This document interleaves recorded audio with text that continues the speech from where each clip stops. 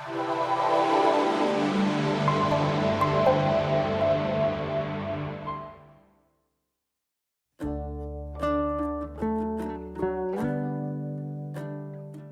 1 bukan berbicara tentang malam Lailatul Qadar. Ya, memanglah Allah Ta'ala sebut. Tetapi bicara utamanya adalah mengenai Al-Quran diturunkan. Apa makna Al-Quran diturunkan? Dan beri perhatian, Allah sedang berbicara di ayat pertama. Saya sering sebutkan ayat pertama adalah ayat penting untuk mengetahui apa tujuan dan motif surah itu diturunkan. Ringkasnya ayat pertama, dan mana-mana surah pun ayat pertama, dan ini ayat pertamanya adalah keagungan Quran. Keagungan Quran, kehebatan Quran dijelaskan dalam ayat 1 dengan 3 pendekatan. Pertama, Allah Ta'ala menggunakan perkataan kami. Yang kedua, Allah Ta'ala menggunakan perkataan menurunkan. Yang ketiga, Allah tak sebut perkataan Quran. Itu adalah bukti. Ia sangat mulia. Sampai tidak perlu disebut. Ia terlalu mulia. Artinya sudah semua orang menyedari dan mengetahui. Tidak perlu disebutkan lagi. Orang beriman sudah maklum. Nya itu adalah Quran. Maka Allah tidak menyebut sebagai tanda kepopularannya dalam hati orang-orang beriman. Boleh faham tak? Kenapa Allah sebut kami? Kerana kami adalah dipanggil uslub kerajaan. Bila bertitah dan berkata. Sebagai seorang sultan di zaman dahulu, dia takkan kata saya. Dia ada bahasa dia patik. Dalam Quran tak adalah perkataan patik. Tak ada. Tapi, ya? Better, maafkan saya. Patik adalah bahasa hamba. Beta adalah bahasa sultan. Nak katanya seorang raja, dia ada bahasa dia.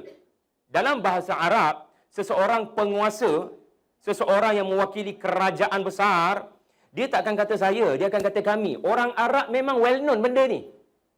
Tak ada seorang pun orang Arab termasuk Abu Jahal yang akan kata, kamu menyeru sembah Allah yang Esa. Tapi dalam Quran kamu sebut kami. Adakah ada banyak Tuhan? Tak ada pun isu tu bangkit. Jadi tak perlu timbul soalan, Quran menyuruh sembah Allah yang Esa, tapi dalam Esa tu ada ramai. Ini bukan kuantiti. Kami ni bahasa diraja. Seperti beta. Tapi dalam bahasa Arab, yang saya rasa bukan bahasa Arab je. Perdana Menteri berdiri seorang. Press conference, baru lepas meeting kabinet. Saya telah memutuskan. Mana boleh. Kami memutuskan. Sebagai tanda kerajaan punya keputusan. Formal, official, royal punya keputusan.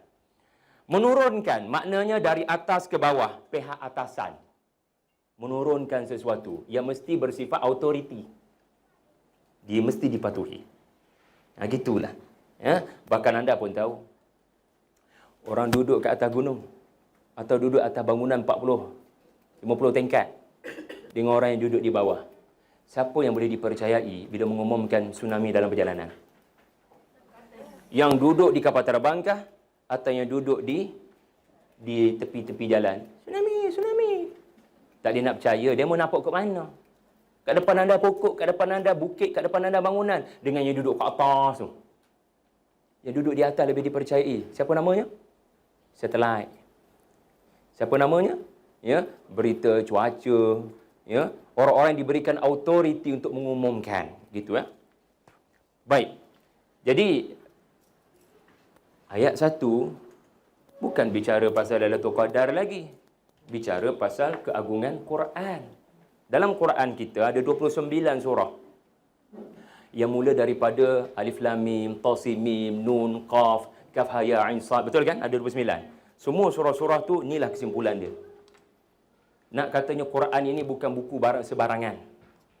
Ya, bila dibacakan, ya memanglah yang baca tu manusia.